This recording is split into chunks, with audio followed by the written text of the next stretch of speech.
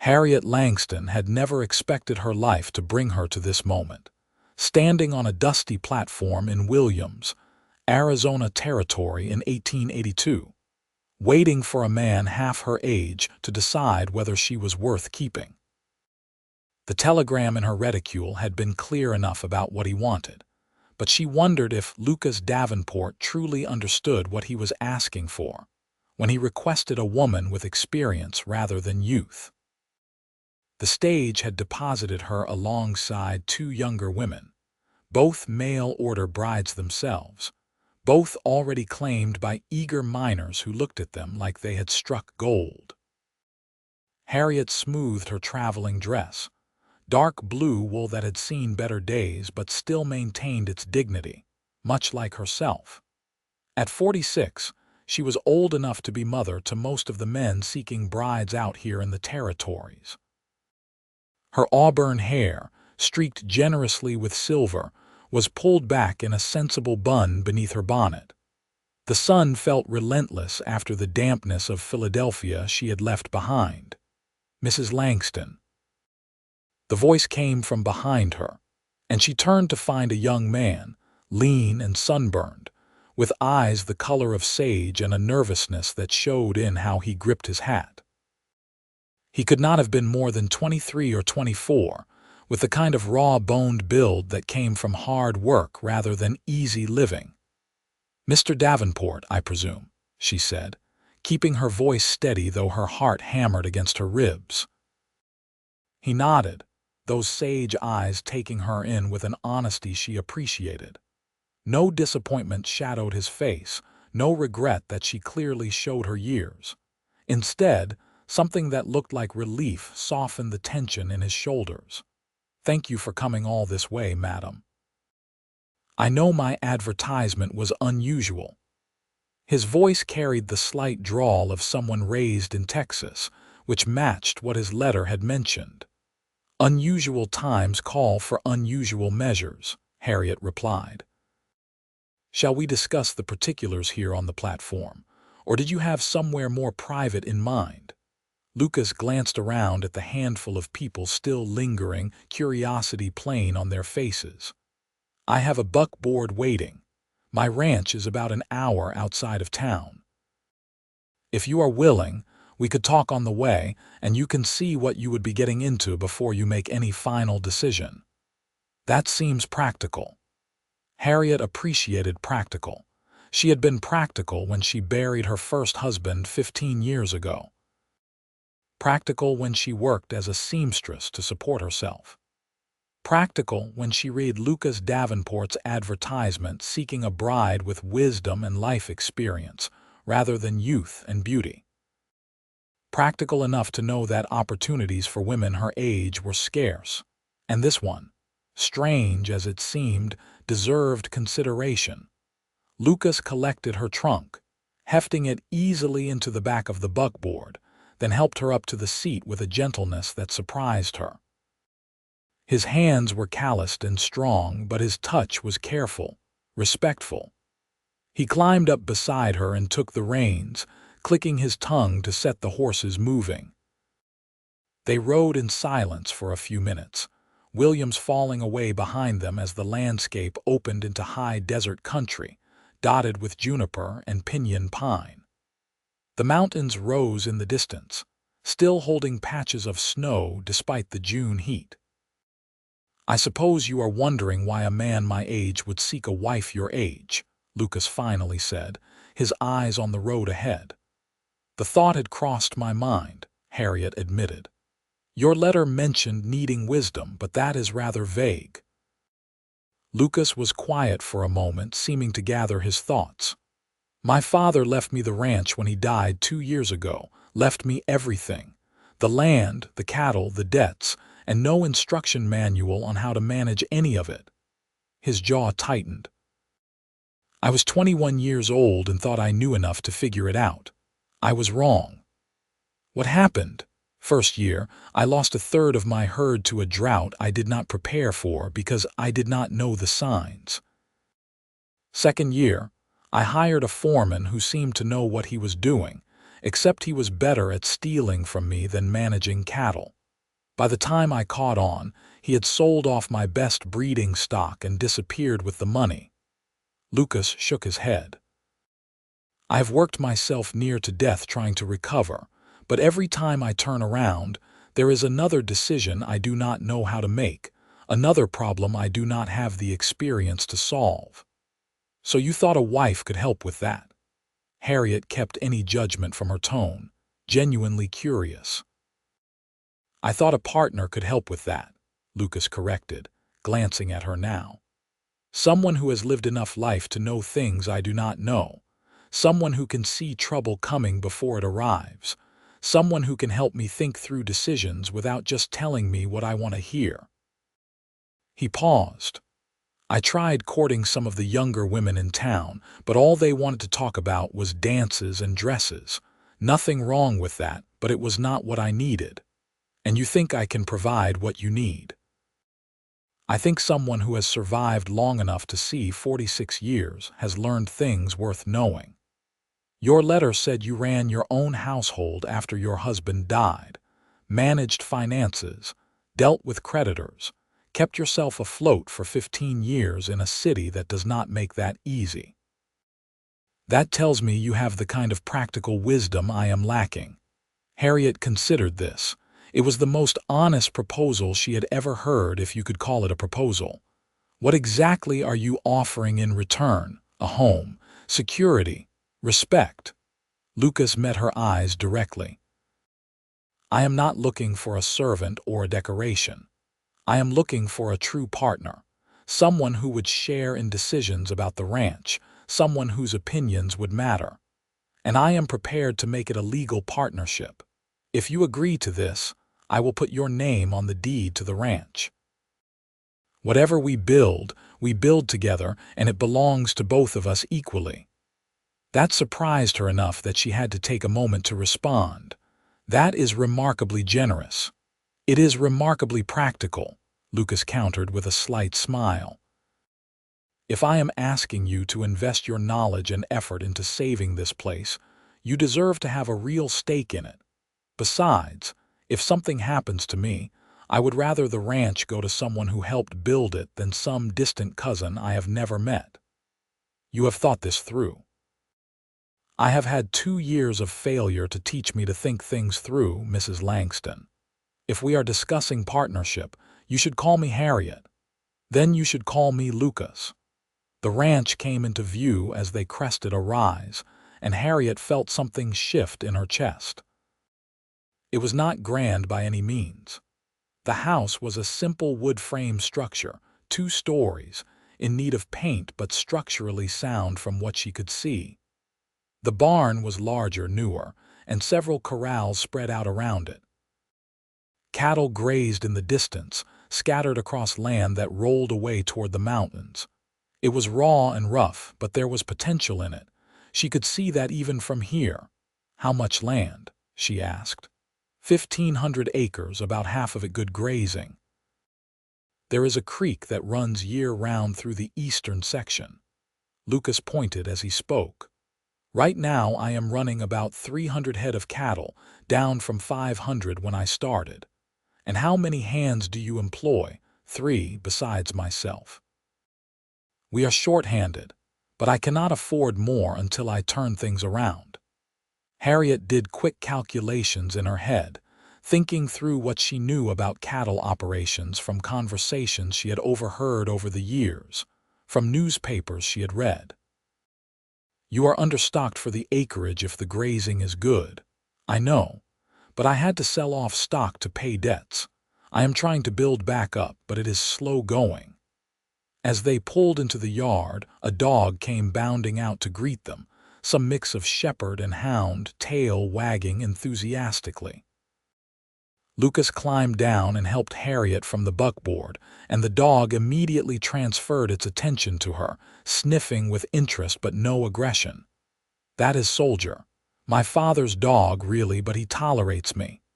Lucas scratched the dog's ears. Seems he likes you. Animals and I have always gotten along well enough.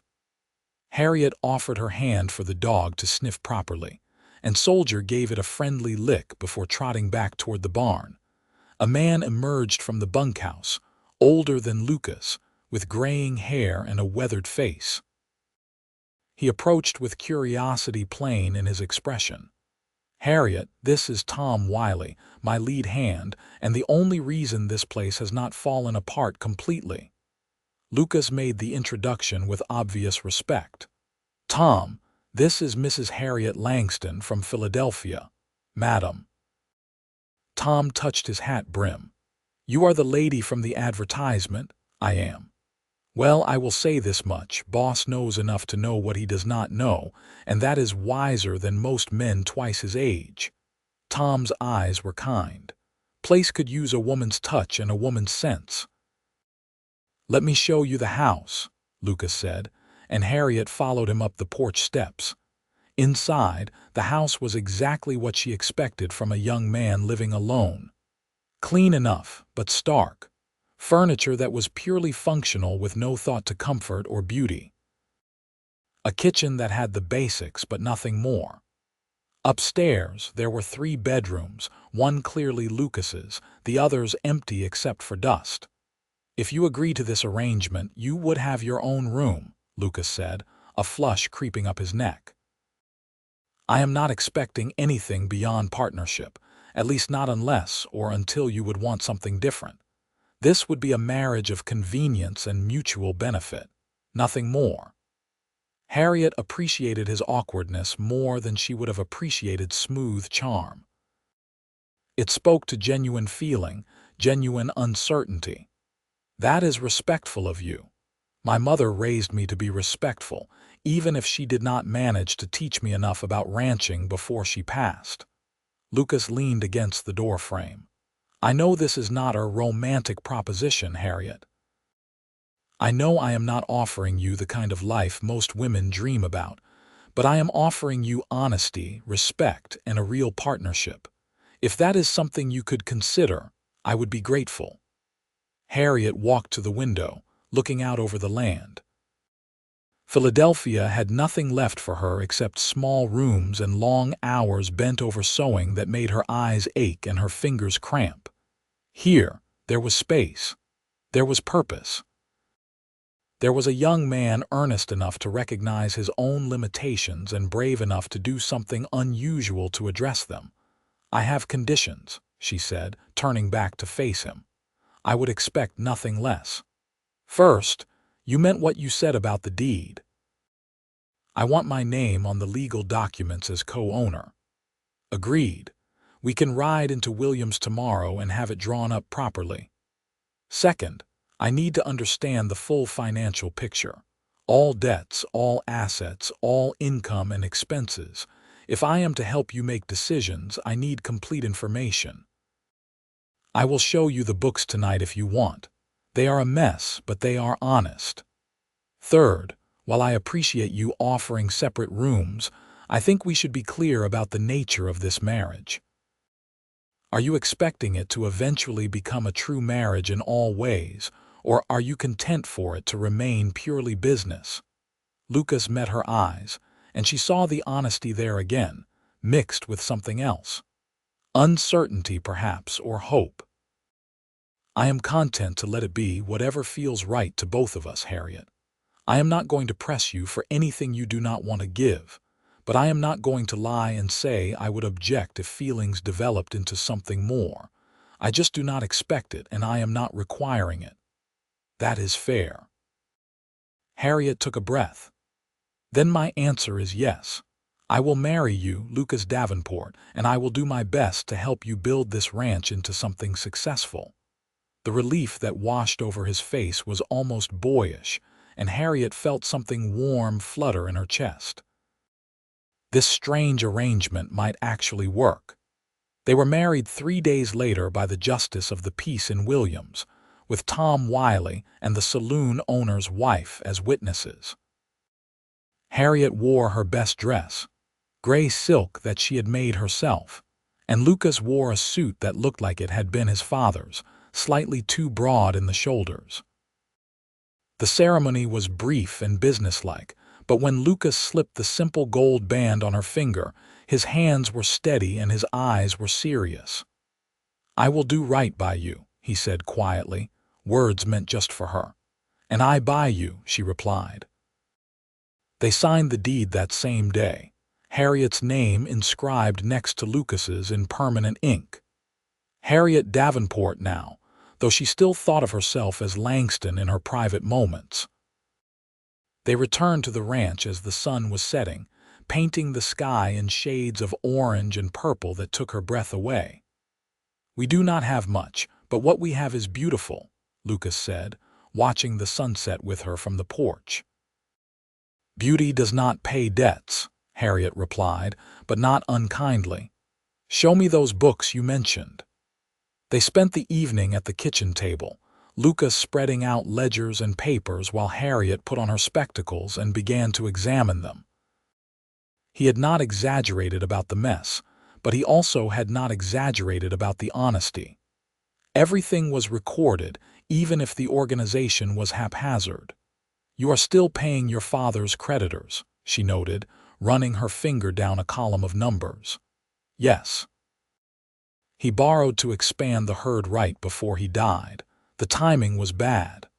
"Some of these debts are old enough that they may have exceeded the collection period.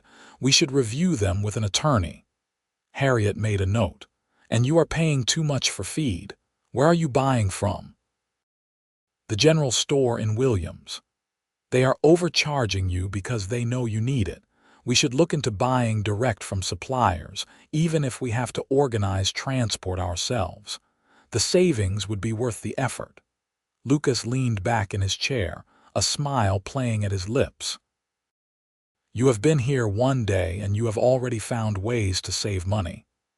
I have been managing tight budgets for 15 years. You learn to see where money is being wasted." Harriet glanced up at him over her spectacles. "This is what you wanted, is it not? Practical wisdom." "It is exactly what I wanted." His smile widened. "I knew I was right to seek someone with experience." They fell into a routine over the following weeks.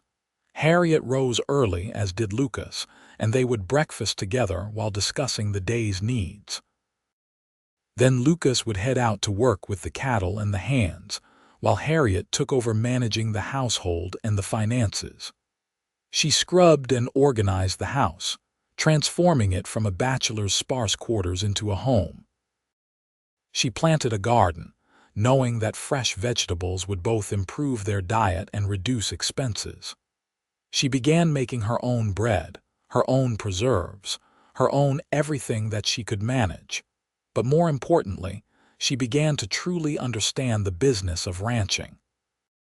She rode out with Lucas some days, learning to assess the cattle's health, understanding the rhythms of the land and the herd. She studied the market reports that came in the weekly newspapers, tracking prices and trends. She corresponded with feed suppliers, negotiating better rates. She reviewed the ranch's records going back years, identifying patterns and problems. In the evenings, they would sit together and talk through decisions. Should they keep the late calves or sell them off? Should they repair the north fence line or replace it entirely? Should they try to increase the herd this year or wait another season? Lucas listened to her opinions with genuine attention, and Harriet found herself appreciating his willingness to consider perspectives different from his own. He was not proud, not stubborn the way many men were. When she had a better idea, he accepted it. When she was uncertain, he valued that honesty. "You are good at this," Lucas said one evening in late July as they reviewed the month's accounts and realized they had actually come out slightly ahead for the first time in over a year. "We are good at this," Harriet corrected. "I could not do the actual ranch work. You could not manage the finances and planning. Together we cover what needs covering." "That was the idea," Lucas agreed, "but I will admit I hoped for it more than I expected it." Harriet glanced at him, seeing the way the lamplight caught the strong lines of his face, the way his eyes crinkled slightly when he was pleased. He was young, yes, but there was a solidness to him, a steadiness that had nothing to do with age. And somewhere over the past weeks, she had stopped seeing him as a boy and started seeing him simply as Lucas. Her husband, her partner, her friend. Something must have shown in her expression, because Lucas's smile faded into something more serious, more intent. "Harriet, I was just thinking how grateful I am that you wrote that advertisement," she said softly. "Not nearly as grateful as I am that you answered it." The moment stretched between them, weighted with possibility. Then Soldier barked outside, breaking the tension, and they both laughed, the moment passing but leaving something warm in its wake. August brought heat and drought, and with it, new challenges. The creek that ran through the eastern section of the ranch began to run low, and the cattle had to be moved to where water was still plentiful. It meant longer days for Lucas and the hands, riding out before dawn and returning after dark. Harriet found herself waiting up for him, keeping supper warm, worrying more than she wanted to admit when he was late. "You do not have to wait up," Lucas said one night, bone-weary and dusty as he finally came in near midnight. "I know I do not have to." Harriet set a plate in front of him, beef stew and fresh bread. "I want to." He looked up at her, something shifting in his expression. "You worry about me." "Of course I worry about you. You are out there in the heat all day, working yourself to exhaustion. Anything could happen." "I have been working this land for 2 years, Harriet. I know how to handle myself." "Knowing how to handle yourself does not make you invulnerable." She sat down across from him, her hands folded on the table. "You matter, Lucas. To this ranch, yes, but also to me. So yes, I worry." Lucas set down his fork, his full attention on her now. "You matter to me too, Harriet, more than I expected you would when I wrote that advertisement." "What did you expect?" "A business partner, someone competent and practical." He reached across the table, his calloused hand covering hers. "I did not expect someone I would look forward to coming home to. Someone whose opinion I value not just because it is sound, but because it comes from her. Someone I find myself thinking about during the day, wondering what she is doing, whether she is happy here." Harriet's heart beat faster. "Are you saying your feelings have changed, Lucas?" "I am saying they have developed into something beyond partnership." His thumb brushed across her knuckles. "But I meant what I said about not pressing you. If you are content with things as they are, I will respect that." Harriet looked down at their joined hands, his young and strong, hers showing every one of her 46 years. But when he looked at her, she never saw judgment in his eyes, never saw regret.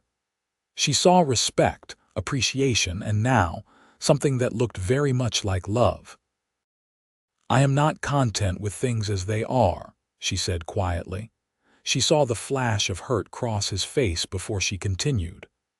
"I am not content because I find myself wanting more, wanting to be not just your partner in business, but your wife in truth. If that is something you still want, knowing that I am old enough to be your mother, knowing that I may not be able to give you children, knowing all the practical reasons why this might be foolish."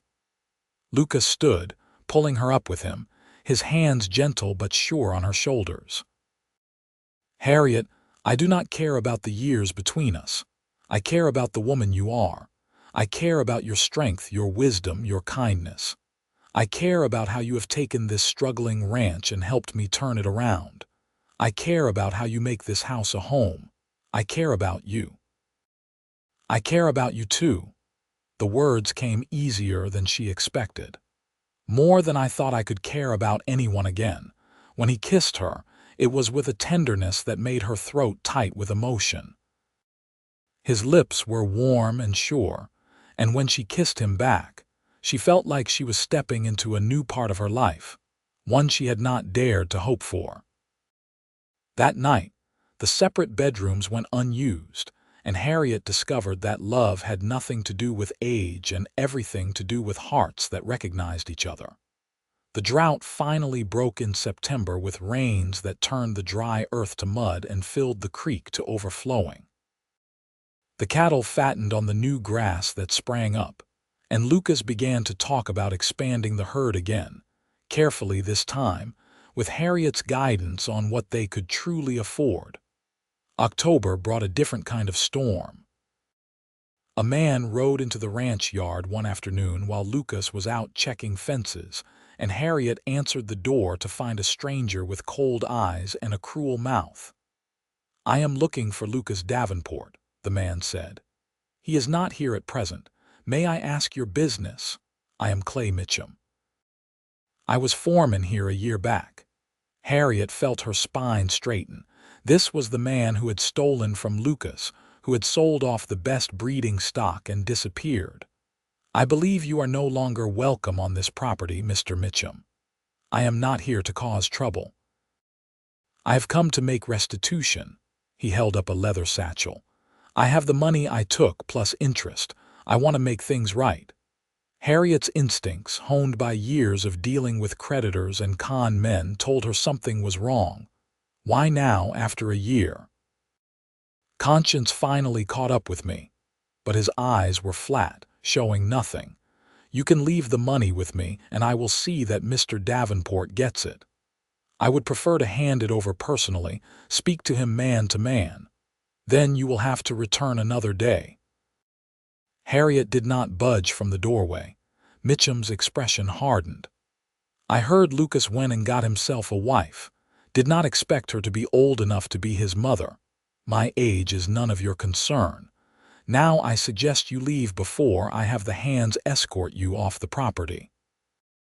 "No need for that. I will come back." Mitchum tipped his hat with exaggerated courtesy, but his eyes held a threat. "Tell Lucas I was here. Tell him I will be back to settle accounts." Harriet watched him ride away, then immediately went to find Tom Wiley. "We may have trouble coming." Tom listened to her description of Mitchum and his supposed restitution with growing concern. "That man does not have a conscience. If he is back, it is not to make things right." When Lucas returned that evening, Harriet told him about the visit. His face went hard in a way she had never seen before. "He is planning something," Lucas said. "Mitchum does not do anything that does not benefit himself. Should we notify the law in Williams? The sheriff is one man with a whole territory to cover. By the time he could do anything, whatever Mitchum is planning will already have happened." Lucas paced the kitchen, thinking, "We need to be ready for anything. Tom and the other hands can take turns keeping watch at night. I will ride into Williams tomorrow and let the sheriff know Mitchum is around, but we cannot count on help arriving in time." Harriet felt fear curl in her stomach, but she pushed it down. "What can I do? Can you shoot? I have handled a rifle before, back in Pennsylvania. My father taught me when I was young. Then I will show you where we keep the guns, and you will keep one close until we know what Mitchum wants." 2 nights later, they found out. Harriet woke to soldiers' frantic barking and the smell of smoke. She and Lucas both scrambled from bed, Lucas grabbing his rifle while Harriet pulled on her wrapper. Through the window, they could see flames licking at the barn. "Get the hands up," Lucas shouted, already running for the door.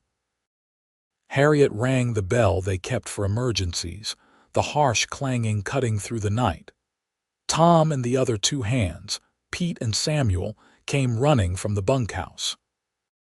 Together, they formed a bucket line from the water pump, fighting to keep the flames from spreading to the house and the corrals where the horses were screaming in fear.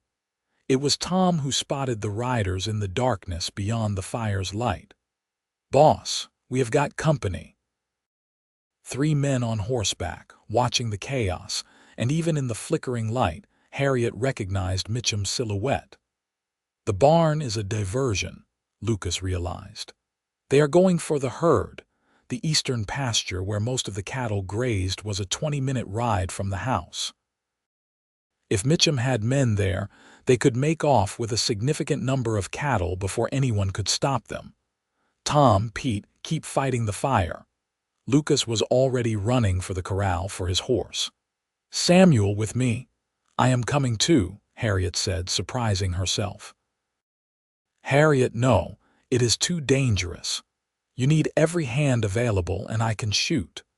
She was already moving, grabbing her rifle from where Lucas had shown her, pulling on her riding boots over her nightdress. "Do not waste time arguing." Something fierce flashed in Lucas's eyes, pride maybe, or fear, or both. But he did not argue further. They saddled horses in record time and rode hard toward the eastern pasture, the smell of smoke following them. They found 4 men attempting to cut out and drive off a section of the herd. In the moonlight, Harriet could see the cattle milling nervously, confused by the shouting and the ropes. Mitchum was there, directing the operation, confident in his theft. "That is far enough." Lucas's voice rang out, and he had his rifle raised. "Let the cattle be and get off my land."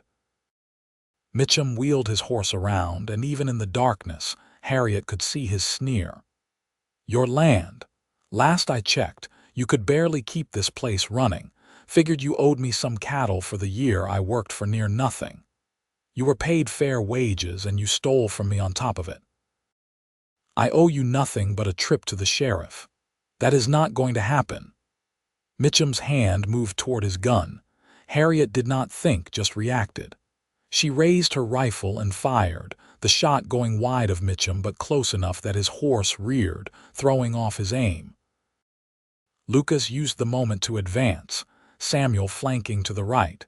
The other rustlers, seeing that this was not going to be the easy theft they expected, began to back off. One wheeled his horse and bolted, then another. Mitchum fought to control his spooked horse, fury radiating from him. "This is not over, Davenport." "Yes, it is." Lucas's rifle was steady on Mitchum. "You have 2 choices. Leave now and do not come back, or I will shoot you for rustling and let the sheriff sort it out after." For a long moment, Mitchum stared at Lucas, at the young man who had once been easy to steal from, who had been uncertain and inexperienced. Whatever he saw now made him yank his horse around and spur it into a gallop, disappearing into the darkness with his remaining accomplice. Harriet was shaking, the rifle heavy in her hands now that the danger had passed. Lucas dismounted and came to her, his hands covering hers on the rifle, gently taking it from her. "Are you all right?" His voice was rough with emotion. "I shot at a man." The realization was only now sinking in. "You saved my life. He was going for his gun.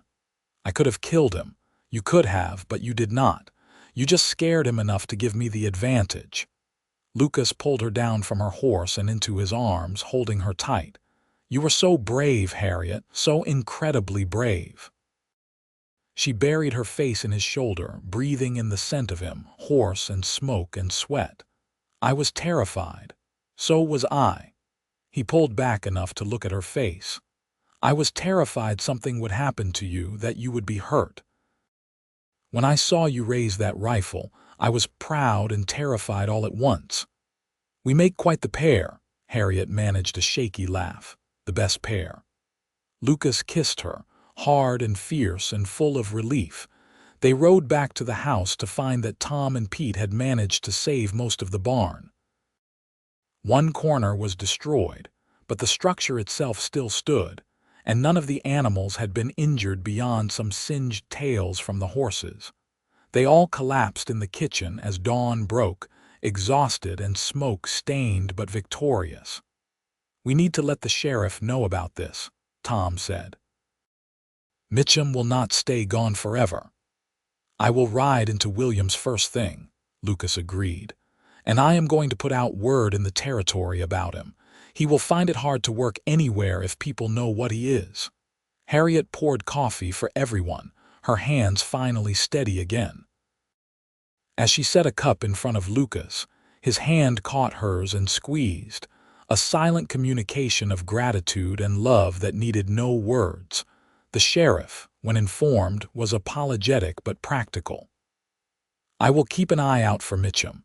but he has likely crossed into New Mexico by now. Men like that do not stick around when they have been run off.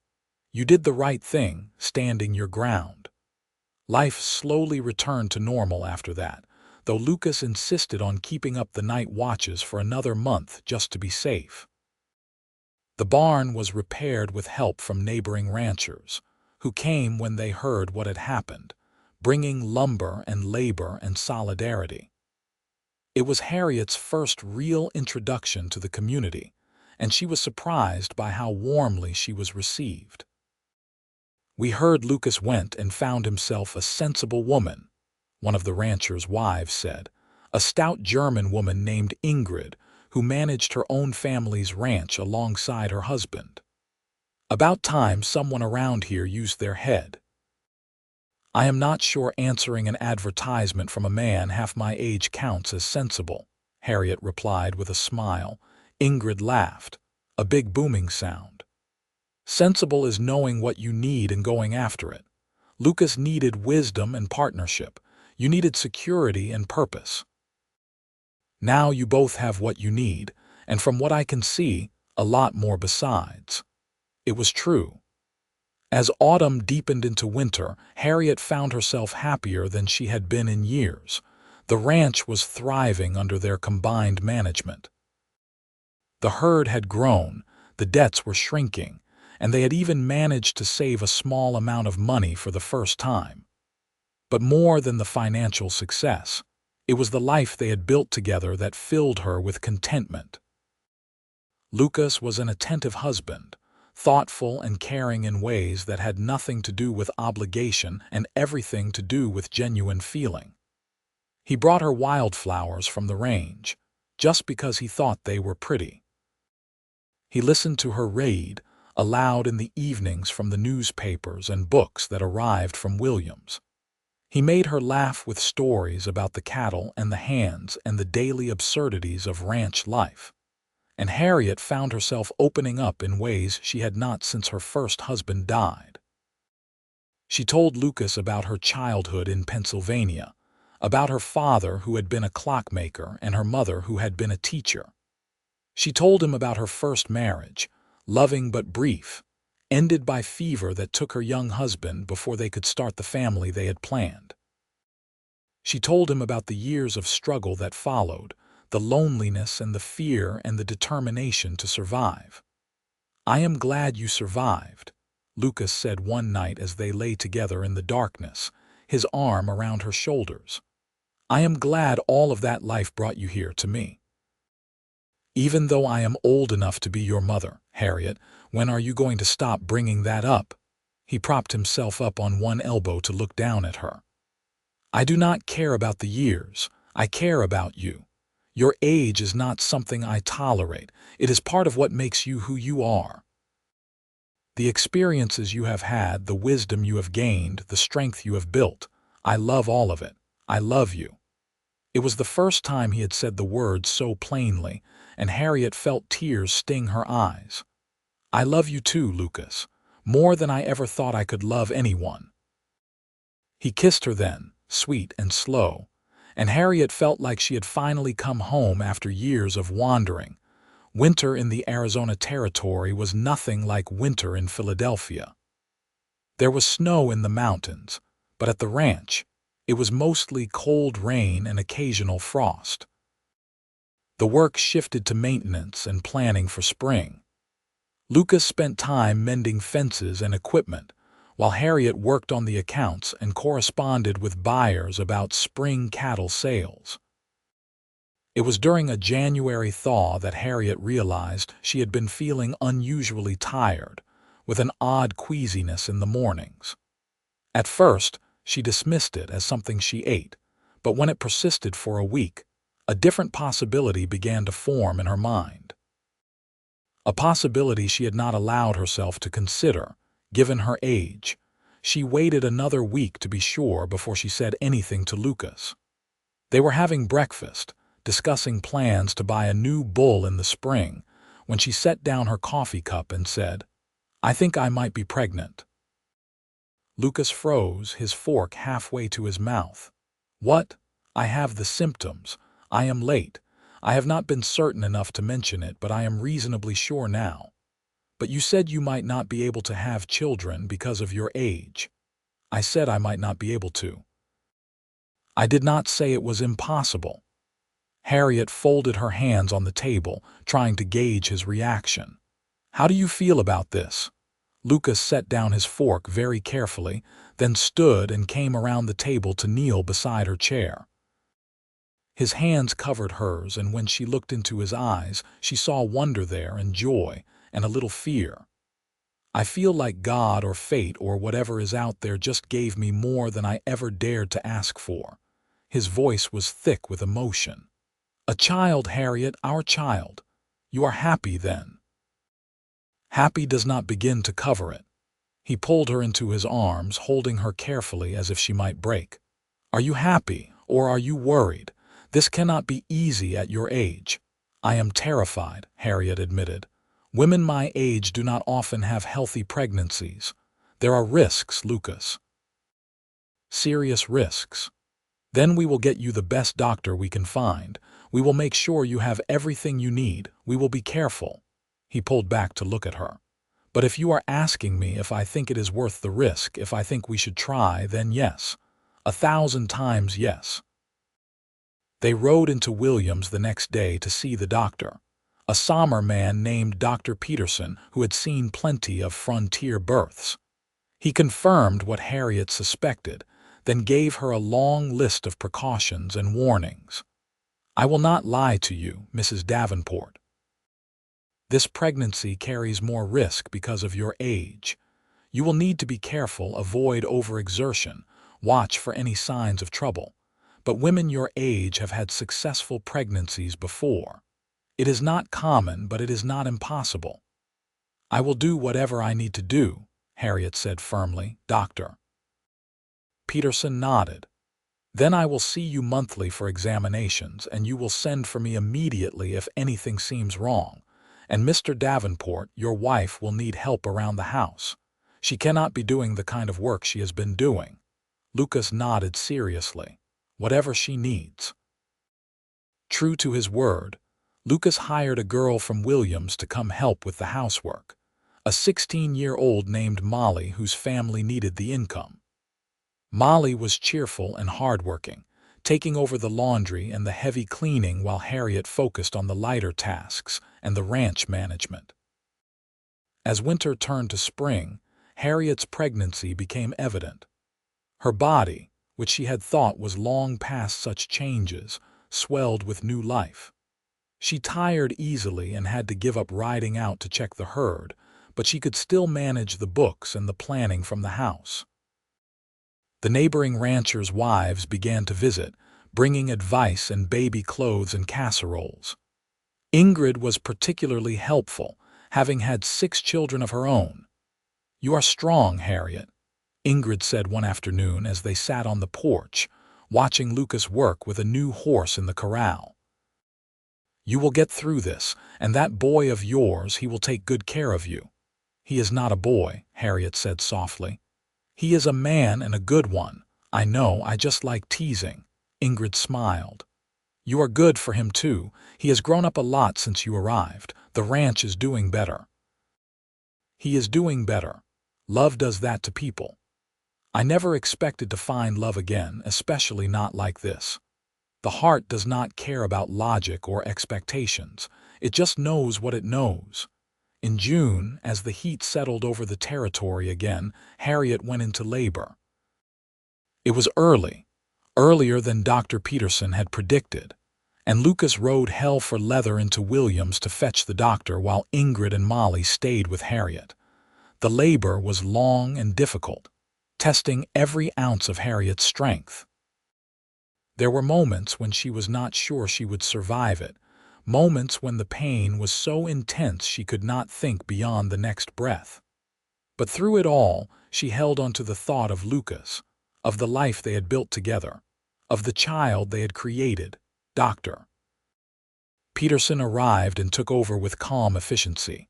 And finally, as the sun set on a blazing Arizona day, Harriet delivered a son. A tiny, perfect boy with a strong cry in Lucas's eyes. Lucas, who had been pacing the porch like a caged animal, burst into the room the moment Dr. Peterson allowed it. His face was drawn with worry until he saw Harriet, exhausted but alive, holding their son. "We have a boy," Harriet said, her voice hoarse but full of joy. Lucas knelt beside the bed, his eyes fixed on the tiny bundle in her arms. "He is perfect. You are perfect." He touched the baby's hand with one gentle finger, and the tiny fingers wrapped around his in instinctive grip. "What should we name him?" "I thought we could name him Thomas, after my father," Harriet suggested. "Thomas Davenport. Thomas Davenport." Lucas tested the name, then nodded. "It is perfect." Dr. Peterson cleared his throat. "I need to speak plainly, Mrs. Davenport. You came through this, but just barely. Another pregnancy at your age could kill you. You need to understand that." Harriet looked at Lucas, saw the fear flash through his eyes at the doctor's words. She reached for his hand. "I understand. One miracle is enough." The months that followed were a blur of sleepless nights and endless wonder. Thomas was a good baby, healthy and strong, with a temperament that seemed to combine Harriet's calm practicality with Lucas's cheerful optimism. Lucas was a devoted father, rising for nighttime feedings, walking the floor when Thomas fussed, staring at his son with amazement that never seemed to fade. "I cannot believe we made him," Lucas said one night, holding Thomas while Harriet rested. "I cannot believe something this perfect came from us. Believe it." Harriet smiled, watching her husband and son together. "He is ours." The ranch continued to thrive as Thomas grew. By his first birthday, they had paid off the last of the debts and had begun to turn a real profit. They expanded the herd carefully, bought better breeding stock, and even hired 2 more hands to help with the increased work. Lucas's reputation as a solid, reliable rancher grew, and with it, opportunities for better prices and better deals. "None of this would have happened without you," Lucas said one evening as they sat on the porch, watching Thomas play with Soldier in the yard. "You saved this place. You saved me." "We saved each other," Harriet corrected. "You gave me a home and a purpose when I thought my life was over. You gave me love when I thought I was too old for it. You gave me a family." Lucas pulled her close, and she rested her head on his shoulder, content in a way she had never been before. The age difference that had seemed so significant when she first stepped off that stage in Williams had become irrelevant. They were simply Lucas and Harriet, husband and wife, partners in every sense of the word.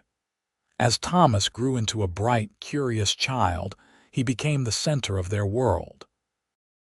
He followed Lucas around the ranch, learning about cattle and horses and land management. He sat with Harriet while she worked on the books, absorbing numbers and logic with a quick mind. He was loved fiercely by both his parents, but also by Tom and the other hands, by Molly, who still helped around the house, by the neighboring families who had become like extended family. When Thomas was 3, Ingrid's oldest son married a girl from Williams, and the whole community gathered for the celebration. Harriet wore a new dress she had made, deep blue that brought out her eyes, and Lucas could not stop looking at her. "You are beautiful," he said as they danced, something they had rarely done since marrying. "I am nearly 50 years old, Lucas, and you are beautiful at nearly 50, he pulled her closer. "More beautiful than you were at 46, if that is possible. You are biased. I am honest." He kissed her temple. "You are the best thing that ever happened to me, Harriet Davenport. I thank God every day that you answered that advertisement." "I thank God every day that you wrote it," she replied softly. Time continued its steady march.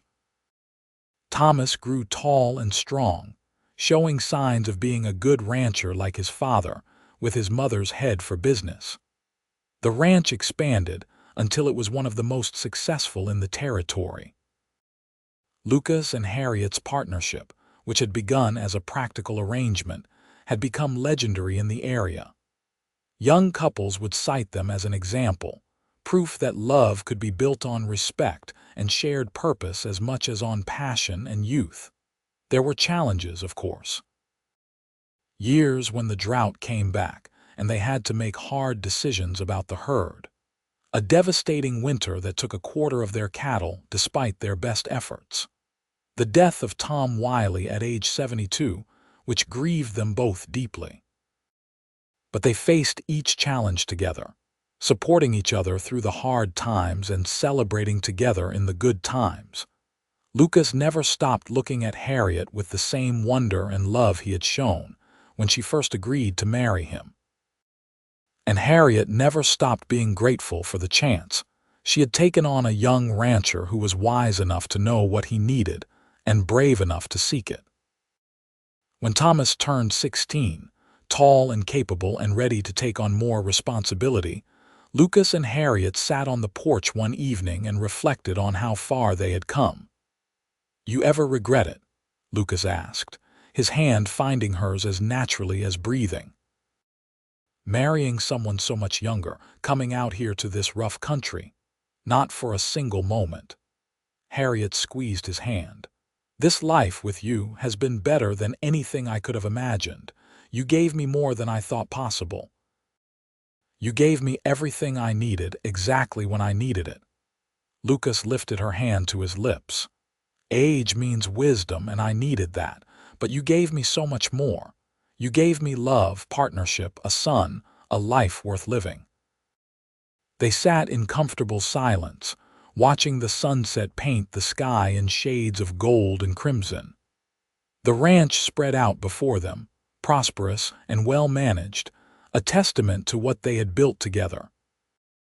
Somewhere in the barn, Thomas was working with the new foal, his voice carrying on the evening air. Soldier, gray around the muzzle now, dozed at their feet. "I love you, Lucas Davenport," Harriet said quietly. "I love you, Harriet Davenport," Lucas replied. And as the sun set on another day in the Arizona Territory, they sat together, hands clasped, hearts entwined.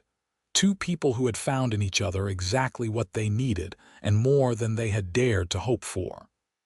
The years that separated them had proved to be no barrier at all. Instead, they had been the foundation for something rare and precious. A love built on wisdom, respect, and the courage to take a chance on something unconventional. The seasons continued to turn, and their love only deepened with time. When Lucas turned 45 and Harriet turned 70, they celebrated quietly at the ranch with Thomas and his new bride, a sensible young woman named Clara, who reminded everyone of Harriet in the best ways.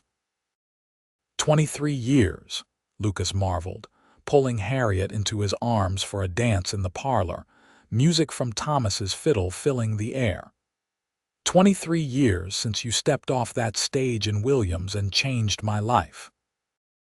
23 years since you had the wisdom to know what you needed, Harriet replied, moving easily with him despite the years that had slowed her steps. And the courage to ask for it. Best decision I ever made. Best decision we ever made. Their first grandchild arrived the following spring, a girl they named Harriet after her grandmother. Lucas wept when he held her, overcome by the fullness of the life he had built. And Harriet, holding her namesake for the first time, felt a completeness she had never imagined possible.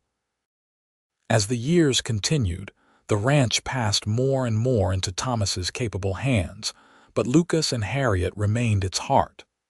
They were the elders now, the ones people came to for advice and wisdom. Young couples starting out would visit, seeking guidance on how to build a successful partnership in marriage and business. And Lucas and Harriet would welcome them, sharing their story, offering what wisdom they had gained. "The secret," Harriet would say, "is respect. Respect for each other's strengths, respect for each other's limitations, respect for what each person brings to the partnership. And love," Lucas would add. Love built on friendship and shared purpose, love that grows stronger with time rather than fading. They would laugh together at how young they had been when they started, how uncertain, how scared. But they had learned together, grown together, built something lasting together. On their 30th anniversary, the whole territory seemed to celebrate with them. Neighbors came from miles around for a party at the ranch. There was music and dancing, food and laughter, and toast after toast to the couple who had proved that love knew no conventional boundaries.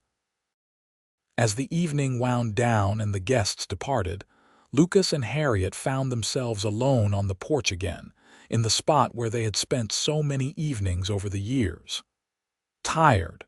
Lucas asked, his arm around her shoulders. "Pleasantly exhausted," Harriet replied, leaning into him. "It was a wonderful celebration. You are a wonderful woman." Lucas kissed the top of her head, silver hair soft under his lips. "I am a lucky man." "We are both lucky," Harriet corrected. "Lucky that you had the wisdom to seek what you truly needed. Lucky that I had the courage to take a chance. Lucky that we found each other." They sat in comfortable silence, watching the stars come out over the ranch that had been the foundation of their life together. The land they had saved, the home they had built, the family they had created. All of it was evidence of what could be achieved when two people committed to truly being partners. Lucas's hair was silver now too, his face lined with years of sun and work and laughter. Harriet's hands were gnarled with age, her steps slower, her body bearing the marks of 76 years of living. But when they looked at each other, they saw beyond the physical markers of age. They saw the people they loved, the partners who had faced every challenge together, the hearts that had recognized each other despite all the practical reasons why they should not have worked. "I would do it all again," Lucas said quietly. "Every single moment, every challenge, every triumph." "I would choose you again, Harriet." "And I would choose you," Harriet replied, her voice soft with emotion. "1,000 times over I would choose you." The moon rose over the Arizona territory, silver and full, casting long shadows across the land. Inside the house, they could hear Thomas and Clara putting little Harriet to bed, the sounds of family and love and continuity. Out in the pastures, the cattle settled for the night, safe and prosperous. The ranch breathed around them, alive and thriving, a testament to what they had built. Lucas and Harriet sat together until the night grew cold, then went inside hand in hand, still partners, still lovers, still the best decision each other had ever made. The years had been kind to them, not because life had been easy, but because they had faced it together, with respect and love and unwavering commitment. They had proved that age was just a number, that wisdom mattered more than youth, that partnership could be the foundation for the deepest love. They had proved that sometimes the most unconventional choices led to the most beautiful outcomes. And as they climbed the stairs to the bedroom they had shared for 3 decades, Lucas helping Harriet navigate the steps that had grown steeper with age, they both knew with absolute certainty that they had found what every heart secretly seeks: true partnership, deep love, and a life built on mutual respect and unwavering devotion. The mail-order bride who had been twice his age had given the young rancher exactly what he needed, and everything he had not known to hope for. And in return, she had received a love that transcended time, age, and convention, a love that had filled her later years with more joy than she had experienced in all the decades before. Their story became legend in the territory, told and retold as an example of wisdom and courage. And always, the telling ended the same way, that Lucas Davenport had been wise enough at 23 to know that age meant wisdom, and he needed that. But what he got was so much more than wisdom. He got partnership, love, family, and a life filled with richness that money could never buy. And Harriet, who had thought her life was mostly behind her at 46, had discovered that sometimes the greatest adventures come when we are brave enough to take a chance on something that makes no conventional sense, but feels absolutely right in our hearts. Together, they had built something beautiful, lasting, and true. And that, more than anything, was the real secret to their success. They had chosen each other, committed to each other, and never wavered in their dedication to the partnership they had created. As the years rolled on, as Thomas took over more of the ranch operations and eventually became the primary manager, Lucas and Harriet settled into a peaceful rhythm. They spent their days in each other's company, content with simple pleasures, tending Harriet's expanded garden, taking slow walks around the property, playing with their grandchildren, and sitting on the porch watching the sunset paint the Arizona sky in impossible colors. Lucas remained devoted to Harriet in ways that never diminished. He still brought her wildflowers from the range when he could, still listened to her read aloud in the evenings, still looked at her with eyes full of love and appreciation. And Harriet still managed the household accounts with her characteristic efficiency, still offered wise counsel when Thomas sought advice, still made Lucas laugh with her dry observations about life and people. Their love, which had started as a practical arrangement, had transformed into something that inspired everyone who knew them. It was a love that had been tested by time, strengthened by challenges, and deepened by shared experiences. It was a love that proved age meant nothing when hearts truly connected. When Harriet passed quietly in her sleep at age 82, with Lucas holding her hand and their family surrounding them, the entire territory mourned. She had become a beloved figure, known for her wisdom, her kindness, and her remarkable partnership with Lucas. Lucas, at 59, felt the loss deeply. But he also felt grateful for the 36 years they had shared, for the love they had built, for the life they had created together. He lived another 15 years, always honoring Harriet's memory, always telling their story to anyone who would listen, always insisting that answering his advertisement was the bravest, wisest thing she ever did.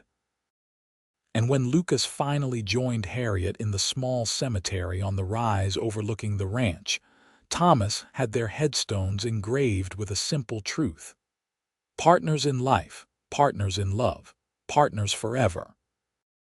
The ranch continued to thrive under Thomas's management, passed down eventually to young Harriet, and then to her children, a legacy of the partnership that Lucas and Harriet had built all those years ago. And the story of the mail-order bride who was twice the rancher's age, and the young man wise enough to know that age meant wisdom, became a cherished family legend, told to each new generation as an example of courage, wisdom, and the transformative power of true love. Their unconventional beginning had led to an extraordinary life, proving that sometimes the best things come from taking chances, from looking beyond convention, from having the wisdom to know what you truly need and the courage to seek it, regardless of what others might think. Lucas and Harriet's love story became a testament to the idea that love can bloom at any age, under any circumstances, when two hearts recognize each other as true partners. Their story showed that wisdom and experience could be just as attractive as youth and beauty, that respect could be the foundation for passionate love, and that the most practical decisions could lead to the most romantic outcomes. In the end, their story was simple. A young rancher who needed wisdom found it in a woman twice his age, and in finding wisdom, he found love. And in finding love, he found everything he had ever needed and more than he had dared to dream. And the woman who thought her best years were behind her discovered that life's greatest adventure was still ahead. waiting in the Arizona Territory in the form of a young man brave enough to see beyond age to the person beneath. Their legacy lived on, not just in the prosperous ranch and the family they created, but in the example they set for how to build a life based on mutual respect, shared purpose, and unwavering love. They proved that unconventional could be beautiful, that age was irrelevant when hearts connected, and that wisdom truly was worth seeking, no matter where or in whom you found it. And so the story of Lucas and Harriet Davenport became more than just a tale of a mail-order bride and a young rancher. It became a story about courage and wisdom, about taking chances and building partnerships, about love that transcended convention and lasted a lifetime. It became a story that reminded everyone who heard it that the heart knows no rules, that love can be found in the most unexpected places, and that sometimes the bravest thing we can do is trust in what feels right, even when it makes no conventional sense. Their story ended as all great love stories should, with a life well lived, a love well earned, and a legacy that would inspire generations to come. The mail-order bride who was twice his age and the young rancher who was wise enough to see what he needed had found in each other everything they sought and more than they imagined. And that, truly, was the happily ever after they both deserved.